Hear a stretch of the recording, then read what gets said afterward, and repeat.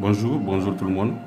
À ceux qui me suivent sur WhatsApp, sur Facebook, sur Twitter, sur Instagram, c'est votre ami de tous les jours, Abdoulaye Traoré, et je suis encore de retour aujourd'hui.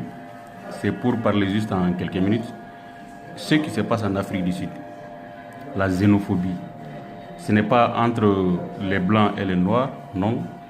C'est la xénophobie, c'est-à-dire la population noire du Sud-Afrique, qui est majoritairement composée de noirs, plus de 80 à 90% de la population noire, pense que leur malheur, leur chômage, leur richesse est volée par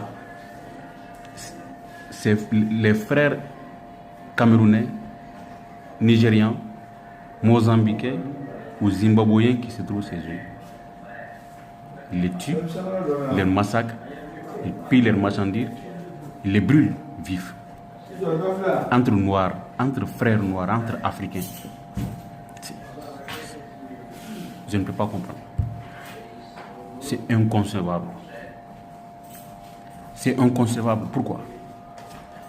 Cette majorité des populations noires de l'Afrique du Sud qui ont été colonisées par une minorité de blancs, qui ont été massacrés, qui ont été réduites en esclavage pendant plusieurs siècles par les Européens. Cette minorité de Noirs qui se trouvent en Afrique du Sud, dont pratiquement 90% de la richesse a été volée par les Blancs, et c'est toujours le cas. Leurs entreprises minières, ça appartient aux Blancs, que ce soit de l'or, la bauxite, les zinc et même l'uranium est exploité par les Blancs. Et ils pensent que leurs frères noirs qui sont juste à côté, qui n'ont même pas les moyens, qui sont noirs également comme eux, ils pensent que leur malheur c'est leur cause. On les tue, on les brûle vivement. Lorsque j'ai vu l'image, vraiment, je n'avais pas de mots. Je n'avais pas de mots. Comment peut-on parler de l'unité africaine? Comment on peut parler de l'unité africaine dans ça? Si un noir tue un noir, comment on peut parler de l'unité face aux colonisateurs, face à l'envahisseur? C'est peine perdue. C'est pourquoi l'Afrique, ou surtout certains pays africains, réellement, c'est grave. L'heure est grave pour nous les Africains. Et c'est honteux. C'est honteux, il faut le dire. Je lance un appel quand même à la jeunesse africaine.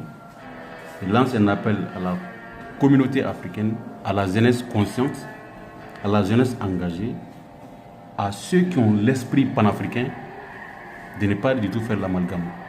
Il ne faut pas répondre à l'âne le coup qu'il t'a donné. C'est ce qu'ils ont fait, c'est ignare, c'est barbare, c'est inhumain. On ne doit pas leur répondre. Ok? Moi je pense qu'aujourd'hui, nous devons toujours travailler sur l'unité. Les barbares et les sauvages qui ont fait ça, je pense que leur plate, ils méritent non seulement la prison, mais également plus que ça même. C'est clair. Donc peut-être les autorités sud-africaines vont prendre des mesures à l'avenir pour lutter contre la xénophobie. Sinon c'est honteux qu'un noir tue un noir parce qu'il est pauvre. Alors qu'un blanc est juste à côté, qui n'est même pas sur son continent, il n'est même pas chez lui, qui détient toute la richesse de son pays. Il ne peut même pas capable de parler au blanc. Les Sud-Africains ne sont même pas capables de dire à la minorité blanche qui sont là-bas, vraiment, allez-y chez vous. Ils ne peuvent pas. C'est vos frères noirs qui n'ont même pas les moyens de vous brûler vifs, vous les massacrer. Mais c'est honteux. C'est grave. Donc ça, c'est juste une vidéo que j'ai pu faire. Vraiment, jusqu'à présent, quand je parle, j'ai vraiment chaud au cœur. Ça me laisse vraiment sans mots. Je suis sans voix face à cette barbarie, face à ces actes inhumains, cruels, indescriptibles et imprescriptibles. Je vous remercie pour ce moment d'attention. Je pense que nous allons y revenir encore dans notre vidéo, mais c'est d'autres questions d'actualité. Je vous remercie sincèrement.